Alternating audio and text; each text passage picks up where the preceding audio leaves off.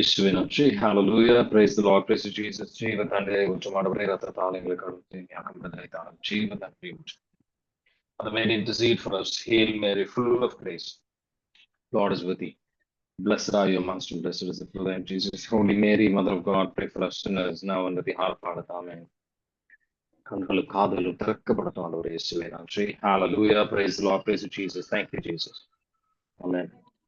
இன்னைக்கு 2 அரசர்கள் 14வது அதிகாரமும் அதோடு சேர்ந்து ரெண்டு குறிப்பீடுல 25வது அதிகாரம் ரெண்டையும் ஒப்பிட்டு பார்த்தா தான் நமக்கு அமாசியாவோட வாழ்க்கையை நம்ம புரியும். அவர் ஈதோம் தேசத்தை அவர் போரிட்டு அங்க இருக்கிற நகரத்துல அந்த நகரங்கள் இஸ்ரேல் நகரங்களை அவங்க போரிட்டு ஜெயிச்சிட்டு இருக்காங்க. அதை திருப்பி மீடுவதற்காக அவர் பல போர் வீரர்களோட போய் அவர் போரிடுறதுக்காக தயாரெடுப்போடு அவர் இருக்காரு. ஆண்டவர் கொஞ்சம் ஏற்றபடியா அவர் வாழ்க்கையில செயல்பட்டு இருக்கிறார். ஆனா முழுமையா ஆண்டவர்ல நம்பிக்கை வைப்பதற்கு பதிலாக அவர் எண்ணிக்கையில மனித பலத்துல அவர் நம்பிக்கை வச்சிருந்தார். முக்கியமா 2 குறிப்பீடு 5வது அதிகாரம் 2 குறிப்பீடு 25வது அதிகாரத்துல 25வது அதிகாரத்துல பாத்தீங்கன்னா இதை நீங்க கவனிக்கலாம். அது ஒரு கவலைக்குரிய விஷயம். நம்மளும் பல நேரத்துல மனித பலத்துலதான், நம்ம சுய சிந்தனையில தான், மனித பலத்துலதான் அதிகமா நம்பிக்கை வச்சிருக்கோம். அதனாலதான் பல விதமான பிரச்சனைகளை நம்ம வாழ்க்கையில சந்திக்கிறோம். இது நம்ம இன்னைக்கு தெளிவா புரிஞ்சுக்கிட்டோம் அப்படின்னு சொன்னா பல விஷயங்களை புரிஞ்சுக்கலாம். 2 குறிப்பீடு 25வது அதிகாரத்துல 4வது வசனத்துல இருந்து 8வது வசனம் வரைக்கும் வாசிக்கிறீங்களா? புதல்வர் பொருட்டு தந்தையரும் தந்தையர் பொருட்டு புதல்வரும் இறக்கக்கூடாது. மாறாக அவன் தனது பாவத்தின் பொருட்டே இறக்க வேண்டும் என்ற மோசேயின் திருச்சட்ட நூலில் எழுதப்பட்டுள்ள ஆண்டவரின் கட்டளைப்படி அவர்களின் புதல்வர்களை அவன் கொல்லவில்லை. பின்னர் அமட்சியா யூதா மக்களை ஒன்று திரட்டி யூதா பென்யமீன் நாடெங்கும் மூதாதையரின் குடும்பங்கள் வாரியாக 1000 தலைவர்களையும் 100 தலைவர்களையும் ஏற்படுத்தினான். 20 வயதும் அதற்கு மேலும் உள்ளவர்களை அவன் ஒன்று சேர்த்த போது கேடயம் தாங்கி போரிடும் வேல் வீரர் 3 லட்சம் பேர் இருந்தனர். இஸ்ரேல் நாட்டிலிருந்து 1 லட்சம் போர் வீரரை 4000 கிலோகிராம் வெள்ளிக்கு அமர்த்தினான். அப்பொழுது கடவுளின் மனிதர் ஒருவர் அவனிடம் வந்து, அரசே, இஸ்ரேல் படையினர் உம்மோடு செல்லக்கூடாது. ஏனெனில் ஆண்டவர் இஸ்ரேலரோடு இல்லை, எப்ராஹிம் புதல்வரோடும் இல்லை. ஆனால் அப்படி சென்று போரில் வலிமை வாய்ந்தவராக திகழலாம் என்று நீர் கருதினால் கடவுள் உம்மை எதிரிகள் முன் வீழ்த்துவார். ஏனெனில் உதவி புரியவும் வீழ்ச்சியுறச் செய்யவும் கடவுளுக்கு ஆற்றல் உண்டு என்றார். ஆமீன். ஆமீன். மக்கள் பலவிதமான வாழ்க்கையில பலவிதமான தோல்விகள் சந்திப்பது,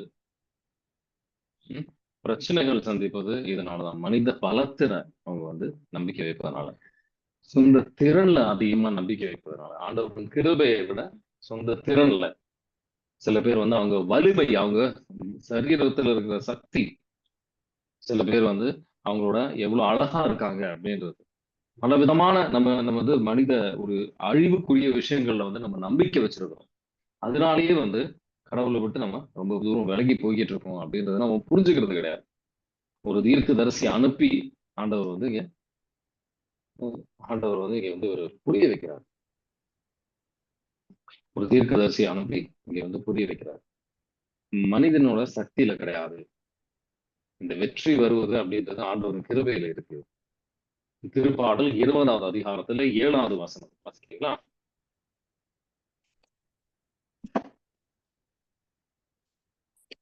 திருப்பாடல் 20வது அதிகாரத்துல 7வது வசனம்.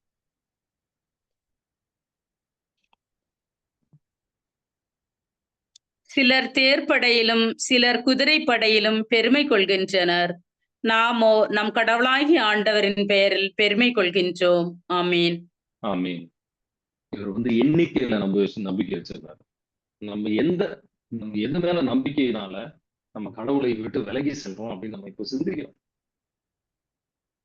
பல விஷயத்துல வந்து நம்ம கடவுளை விட அதிகமாக நம்ம வாழ்க்கையில நம்பிக்கை வச்சிருக்கிறதுனாலதான் மற்ற மனிதர்கள் மேலேயா இருக்கலாம். அதனாலதான் கடவுளை விட்டு நம்ம விலகி சென்று கொண்டிருக்கோம்.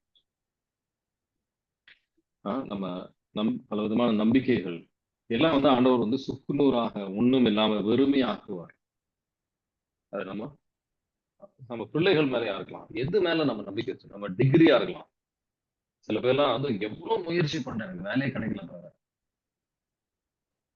என்னால முடிஞ்ச அளவுக்கு இருக்கிற எல்லா முயற்சியும் நான் செஞ்சுட்டேன், ஒண்ணுமே அந்த ஒரு வேலை கூட கிடைக்கல. ஆண்டவர் வந்து இது வழியாக என்ன சொல்ல விரும்புறாரு அப்படின்னா, அவர் கொண்டு வருகின்ற தடை வழியாக அவரோட கரத்துல இருந்தா இது வரைக்கும் நம்ம பெற்றது எல்லாம் அவரோட கிருபையால தான் அப்படின்னு சொல்லி ஆண்டவர்கள் புரிஞ்சுக்க அழைக்கிறார். திருப்பாடல் 127வது சங்கீர்த்தனம். திருப்பாடல் 127வது சங்கீர்த்தனம் 1வது வசனமும் 2வது வசனமும் வாசிப்பார். நம்ம எவ்வளவு முயற்சின்றதை விட எவ்வளவு ஆண்டவரின் ஆசீர்வாதத்துக்கு நம்ம வந்து பாத்திரமா இருந்திருக்கிறோம், அவர் மேல எவ்வளவு நம்பிக்கை வைத்திருக்கிறோம் அப்படின்றதுதான் முக்கியம். அவருக்கு ஆசீர்வாதத்துக்கு நம்ம எவ்வளவு அதுக்கு வந்து தயாராக இருந்திருக்கிறோம். திருப்பாடல் 127 1 2 வாசிக்கிறீங்களா? மானிடர் தம் உணவுக்காக வருந்தி உழைப்பது வீணே. உறங்கும் போதும் கடவுளின் அன்பர் தேவையானதை அவரிடமிருந்து பெற்றுக்கொள்வார். ஆமீன். ஆமீன். உறங்கும் போதும் தேவையானதை ஆண்டவர் வந்து நமக்கு தருவார். இங்க ஒரு யாரோட இங்க செல்வது தவறுன்னு ஆண்டவர் சொல்லியிருக்கிறாரு? இஸ்ரேலோட. இஸ்ரேல் யூதா, இது யூதா கோத்திரத்தில் இருக்கிறவங்க தான் அமாசியா. இஸ்ரேல் மக்கள் வந்து தவறாக பாபத்தின் வழியாக ஆண்டவருக்கு ஏற்றபடியா செயல்படாததுனால கடவுளை விட்டு ரொம்ப தூரம் விலகி போயிட்டு இருந்தாங்க. அவங்களோட சேராதீங்கன்னு ஆண்டவர் சொல்றாங்க. சில நேரத்துல நம்ம வாழ்க்கையில சில பேரோட சேராதீங்க உங்களை வந்து அவங்க தவறான பாதையில கொண்டு போயிட்டு இருக்கிறாங்க. அதுக்காக அவங்க கூட பேசக்கூடாதுன்னு கிடையாது. தவறான பாதையில தவறான சிந்தனை முறை உங்களுக்கு தராங்க அப்படின்னா அவங்க நம்ம ஒதுங்கி நிக்கிறது நல்லது. சாலமன் வந்து 1 அரசர்கள் 11வது அதிகாரத்துல பாத்தீங்கன்னா அவர் பல மனைவிகளை வந்து மணந்திருந்தார். அவங்க எல்லாம் வந்து வேட்சணத்தாராக இருக்கும்போது, ஆண்டவரை வழிபடாதவராக இருக்கும், வேலை சிலை வழிபாடோட இருந்ததுனால கடவுளை விட்டு அவரை ரொம்ப தூரம் வேலைக்கு கொண்டு போய் ஆகாபு ராஜா ஜெசபேலை வந்து கல்யாணம் பண்ணும்போது 1 அரசர்கள் 16வது அதிகாரத்துல பாத்திருந்தீங்கன்னா ஆகாபு ராஜா ஜெசபேல் கல்யாணம் பண்ணி பால் ஆராதனைக்கு கொண்டு போய் இந்த இஸ்ரேல் மக்கள் அனைவரும் பால் ஆராதனைக்கு, யூதா கோத்திரம் மட்டும்தான் ஆண்டவருக்கு ஏற்றபடியாக செயல்பட்டு கொண்டிருந்தோம். அதனால இஸ்ரேல் மக்கள் நீங்க யாரையும் கூப்பிடாத, ஆண்டவர் வந்து முழுமையான ஒரு தூய்மையில வந்து நம்ம நடத்தணும்னு ஆசைப்படுறாரு. கொஞ்சம் கூட வந்து இந்த அசுத்தம் நம்ம வாழ்க்கையில நம்ம உள்ளத்திலையும் இருக்கக்கூடாதுன்னு அவர் விரும்புறாரு. எந்த அளவுக்கு நம்மளால இதை விட்டு விலகி நிக்க முடியும் அந்த அளவுக்கு நம்ம விலகி நிக்கணும். 2 கொரிந்தியர் 6வது அதிகாரத்துல 14வது வசனம். 2 கொரிந்தியர் 6வது அதிகாரத்துல 14வது வசனம் வாசித்து பாத்தீங்கன்னா ஆண்டவர் வந்து அதுல தெளிவா சொல்றாரு பாருங்க. 14ல இருந்து 19 வரைக்கும் வாசிக்கிறீங்களா? 18. ஆண்டவரை உயிர்த்தெழச் செய்த கடவுள் தம் வல்லமையால் நம்மையும் உயிர்த்தெழச் செய்வார். உங்கள் உடல்கள் கிறிஸ்துவின் உறுப்புகள் என்று தெரியாதா? கிறிஸ்துவின் உறுப்புகளை 2 கொரிந்தியர் 6வது அதிகாரத்துல 14ல இருந்து 18 வரை.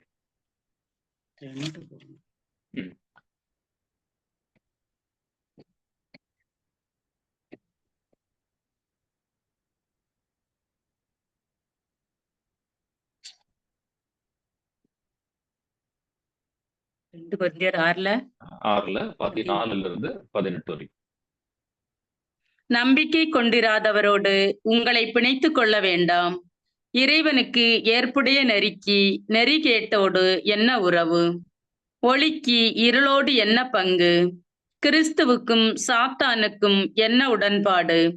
நம்பிக்கை கொண்டோர்க்கு நம்பிக்கை கொண்டிராதவரோடு என்ன தொடர்பு? கடவுளின் கோவிலுக்கும் சிலை வழிபாட்டு கோவிலுக்கும் என்ன இணக்கம்? வாழும் கடவுளின் கோவில் நாமே. என் உறைவிடத்தை அவர்கள் நடுவில் நிறுவுவேன். அவர்கள் நடுவே நான் உலவுவேன். நானே அவர்கள் கடவுள், அவர்கள் என் மக்கள் என்று கடவுள் சொல்லியிருக்கிறார் அன்றோ?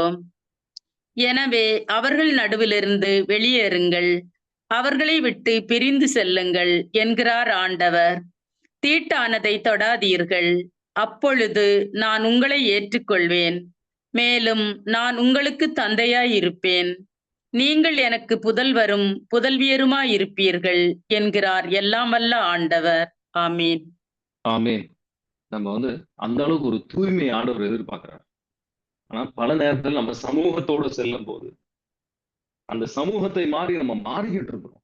அப்படி இருக்கக்கூடாது. நம்ம அங்க வந்து உப்பாக இருக்கணும், ஒரு ஒளியாக இருக்கணும் அப்படின்னு சொல்லி ஆண்டவர் விரும்புறார். ஆனா பல நேரத்துல வந்து நம்ம அவங்கள மாறி நம்ம வந்து அவங்கள விட மோசமா நம்ம வந்து வாழ்ந்துட்டு இருக்கோம். நமக்கு நம்ம நண்பர்கள் வேற, சமூகத்துல இருக்கும் வேற, ஒரு ரிலிஜன்ல இருக்கிற நண்பர்கள் இருக்கக்கூடாதுன்னு சொல்லல.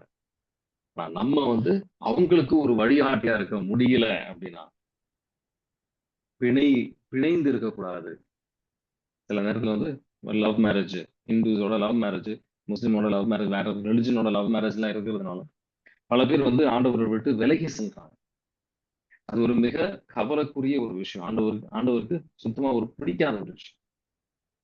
அந்த வழியாக அவங்க குடும்பத்துல பிரிவினை, அவங்க குழந்தைங்களுக்கு வந்து எந்த அம்மா அப்பா வந்து இந்த மதத்தை சொல்லி அவங்க வந்து சண்டை போடுறாங்கன்னா மதத்தை அவங்க வெறுக்க ஆரம்பிச்சிடும். அந்த மாதிரி பல விதமான பிரச்சனைகள் இதனால ரொம்ப கவனமா இருக்கணும். யாரோட நண்பர்களாக இருக்கிறோம் அப்படின்னு நம்ம யாரோட, ஏன்னா அவங்களோட கொள்கைகளை நம்ம வந்து கடைபிடிக்க வாய்ப்பு இருக்கு, தெரிஞ்சும் தெரியாமலும். அதனால ரொம்ப கவனமா இருக்கணும் யாரோட நம்ம சேர்றோம். அப்படி நம்ம சேர்றவங்க வந்து ஒண்ணு நம்ம வந்து அவங்க வழிநடத்தணும். இந்த ஆண்டவர் வார்த்தைக்கு ஏற்றபடியாக நம்ம வாழணும். நம்ம அவங்களை வந்து ஒரு உப்பாக இருக்கணும், ஒளியாக இருக்கணும். இல்ல பல நேரத்துல வந்து அவங்க சொல்றதுபடிதான் நம்ம வந்து நம்ம வாழ்க்கை நடந்துட்டு இருக்கோம். நம்ம தவறான பாதைக்கு கொண்டு சென்றிருக்கணும், கொண்டு செல்ல பழகின்றோம் அப்படின்னா ரொம்ப எச்சரிக்கையா இருக்கும், ரொம்ப கவனமா இருக்கும். இஸ்ரேல் மக்கள் அந்த மாதிரி கவனமா இல்லாததுனால கடவுளை வந்து கடவுள் சொல்றாரு, அவங்களை வந்து சேர்க்காதீங்க, உங்களுக்கு வெற்றி கிடைக்காது. அற்புதமான ஒரு கேள்வி கேட்கிறாரு. நான் வந்து இவ்வளவு காசு கொடுத்து நான் இந்த மக்களை இந்த போருக்காக நான் அழைத்திருக்கிறேன், இப்ப நான் என்ன செய்வேன் அப்படின்னு சொல்லி. பல நேரத்துல நமக்கு வர பிரச்சனை என்ன அப்படின்னு பாத்தீங்க, ரெண்டு குறிப்பீடு 25வது அதிகாரத்துல 25வது அதிகாரத்துல 8வது வசனமும் 9வது வசனமும் நம்ம வாசிப்போம். அந்த தீர்க்கதரிசி சொல்றாரு, அவங்களை விட்டு விலகி வா அப்படின்ட்டு.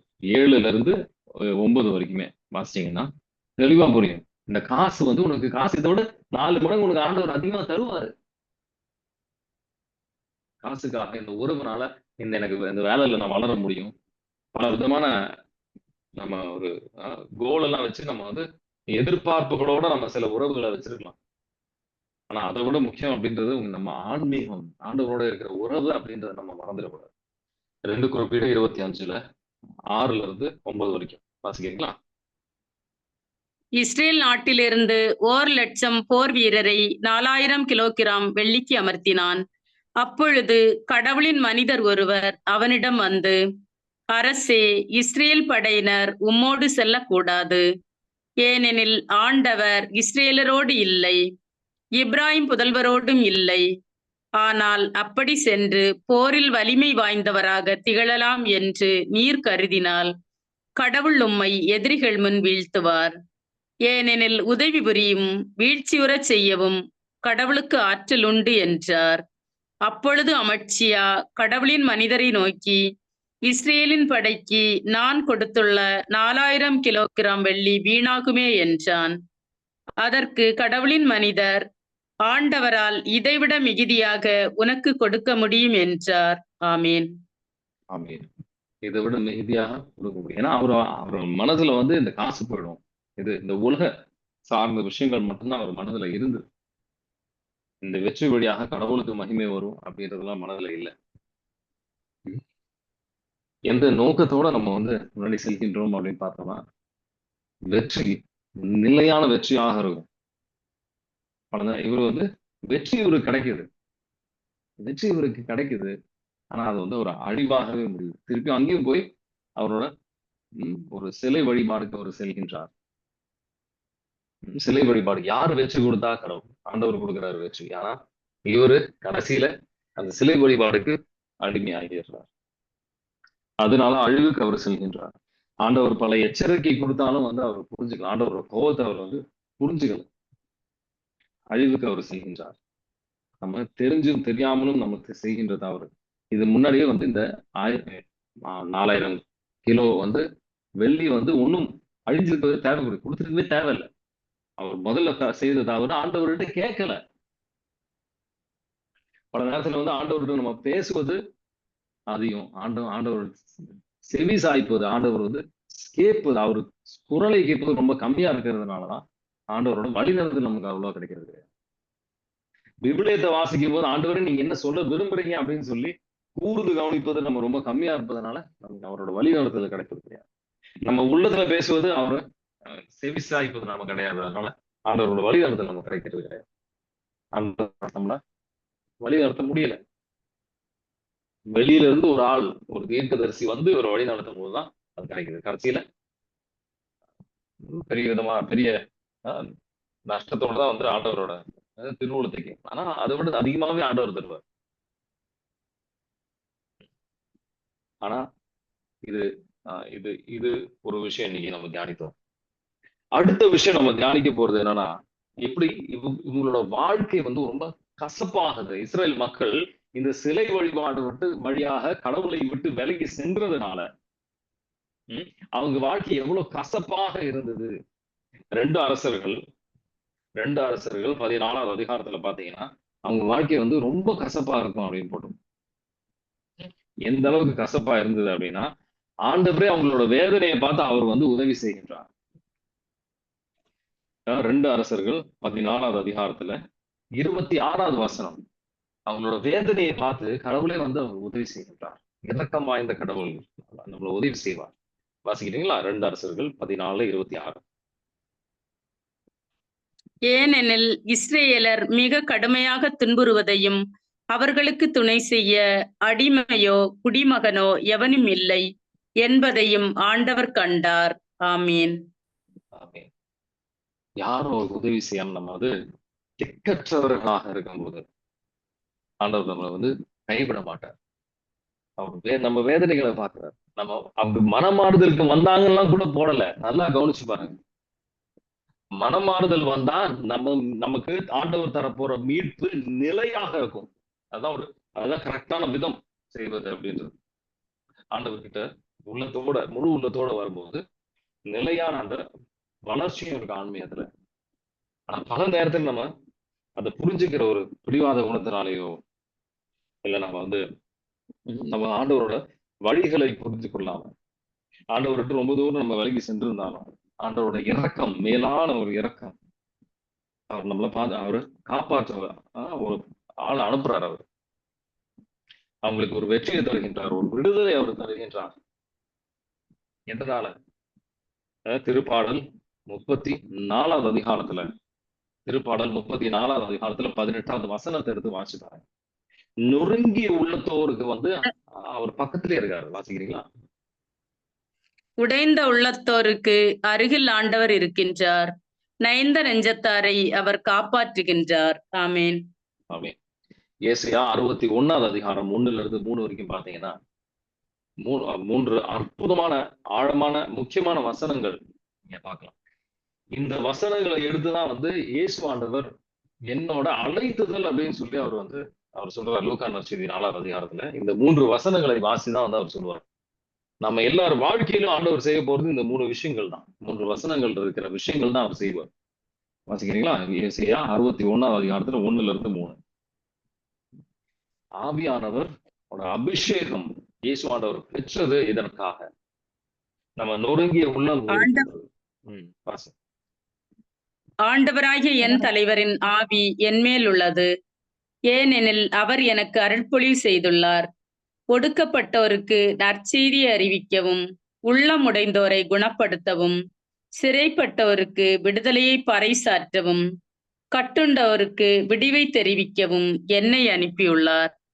ஆண்டவர் அருள் தரும் ஆண்டினை முழங்கவும், நம் கடவுள் அநீதிக்கு பழிவாங்கும் நாளை அறிவிக்கவும், துயருற்று அழுவோர்க்கு ஆறுதல் அளிக்கவும், சியோனில் அழுவோருக்கு ஆவன செய்யவும், சாம்பலுக்கு பதிலாக அழகு மாலை அணிவிக்கவும், புலம்பலுக்கு பதிலாக மகிழ்ச்சி தைலத்தை வழங்கவும், நலிவுற்ற நெஞ்சத்திற்கு பதிலாக புகழ் என்னும் ஆடையை கொடுக்கவும் என்னை அனுப்பியுள்ளார். நேர்மையின் தேவதாருகள் என்னும் தாம் ஆட்சியுறுமாறு ஆண்டவர் நட்டவை என்றும் அவர்கள் பெயர் பெறுவர். ஆமீன். ஆமீன்.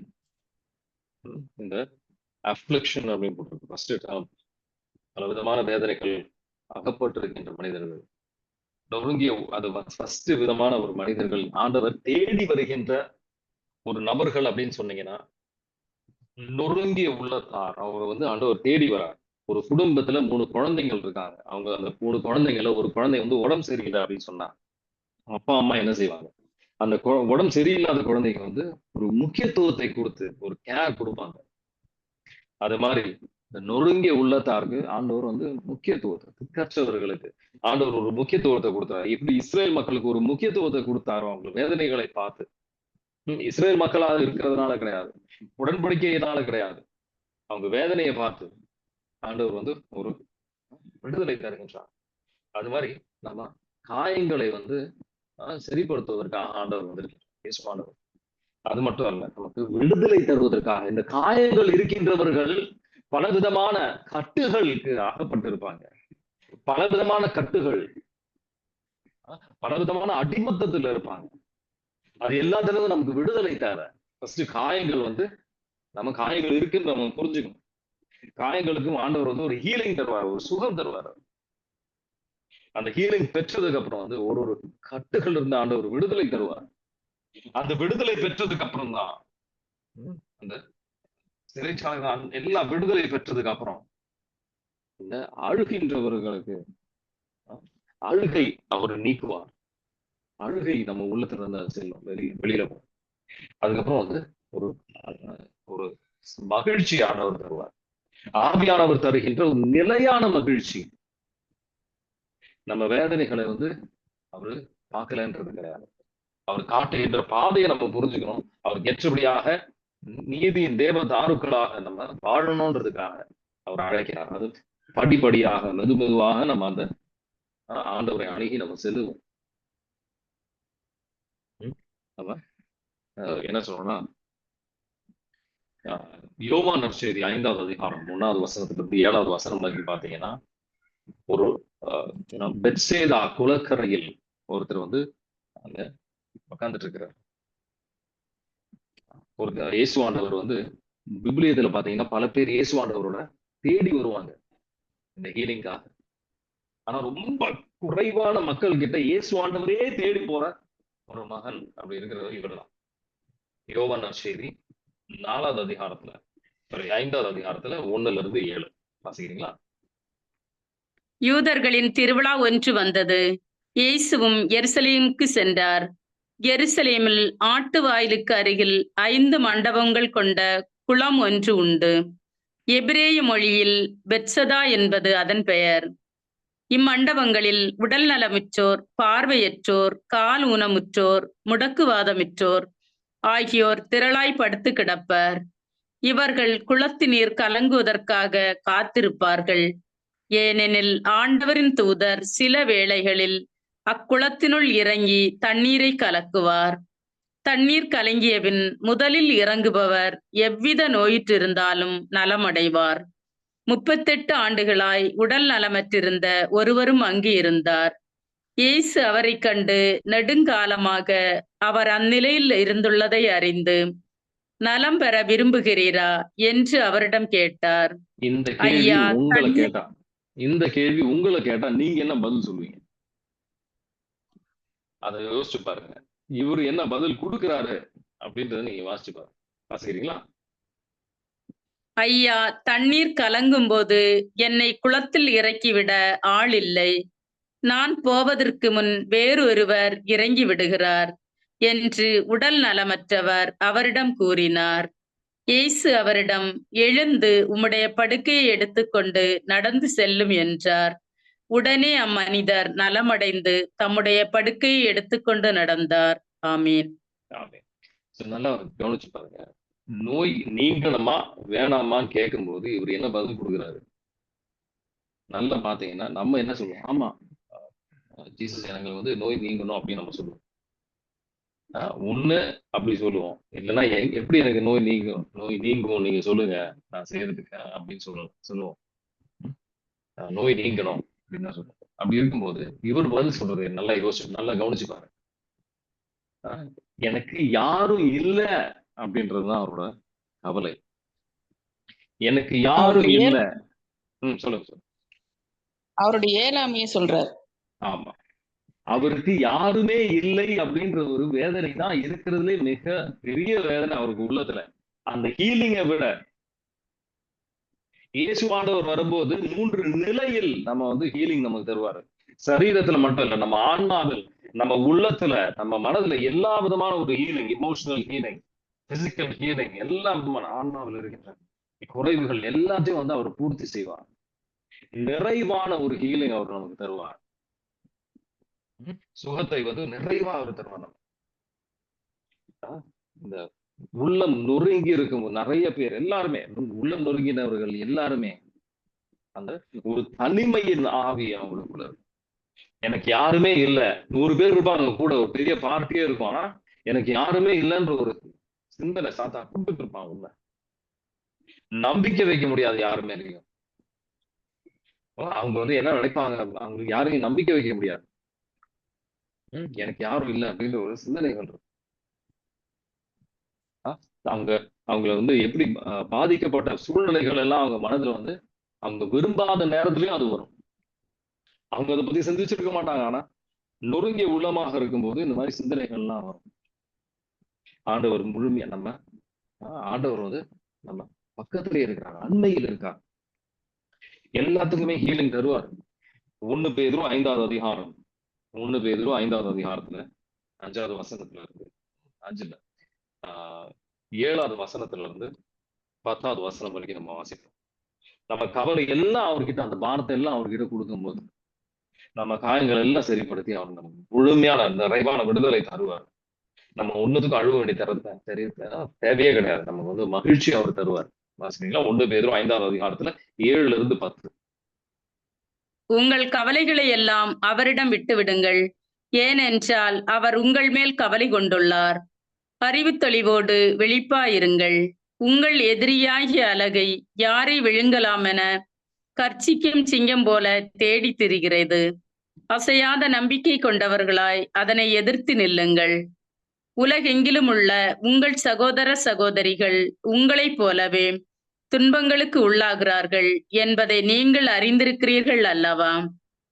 எல்லா அருளும் நிறைந்த கடவுள் இயேசு கிறிஸ்துவுக்குள் என்றும் நிலைக்கும் தம் ஆட்சியில் பங்கு கொள்ள உங்களை அழைத்திருக்கிறார். சிறிது கால துன்பங்களுக்கு பின் அவர் உங்களை சீர்படுத்தி, உறுதிப்படுத்தி, வலுப்படுத்தி நிலைநிறுத்துவார். ஆமேன். சிறிது கால துன்பத்திற்கு அப்புறம் ஆண்டவர்கிட்ட வந்த உடனே நம்ம வந்து எல்லாம் சரியானோன்னு எதிர்பார்க்கணும். அப்படி நடக்காது. படிப்படியாக அவரை அணுகி வரும்போது நம்ம ஒன்னொன்னாக விடுதலை நம்ம வந்து அனுபவிப்போம். நீங்க புரிஞ்சுக்கணும். உள்ளத்தை அர்ப்பணிப்போம். நொறுங்கிய உள்ளத்தை வந்து நீங்க அர்ப்பணிப்போம். ஆண்டவர் வந்து அது காயத்துக்கு அவர் ஆறுதல் தருவார். லிவிங் ஜீவ தண்ணீரை ஊற்றும் ஆண்டவரே, இளைப்பாறுதல் தரும் ஆண்டவரே. Living waters flow to our hearts, bind up all the broken wounds, cut every bondage. அனைத்து விதமான கட்டுகள் உடைக்கப்படத்த ஆண்டவரே. பைண்ட் அண்ட் காஸ்ட் எல்லா சுத்த ஆவிகள், தனிமையின் ஆவி, எல்லா விதமான தேவையற்ற ஆவிகள், அசுத்த ஆவிகள் கட்டி நிர்மூலமாக்கப்படுத்தும் ஆண்டவரே. சமாதானத்தின் ஆவி ஊடுருவி செல்லட்டும். இயேசுவே நன்றி. ஹல்லேலூயா. Mother Mary, intercede for us. Hail Mary, full of grace, Lord is with thee. Blessed are you amongst women, blessed is the fruit of thy womb, Jesus. O Holy Mary, Mother of God, pray for us sinners now and at the hour of our death. Amen. Peace be with you. God bless you.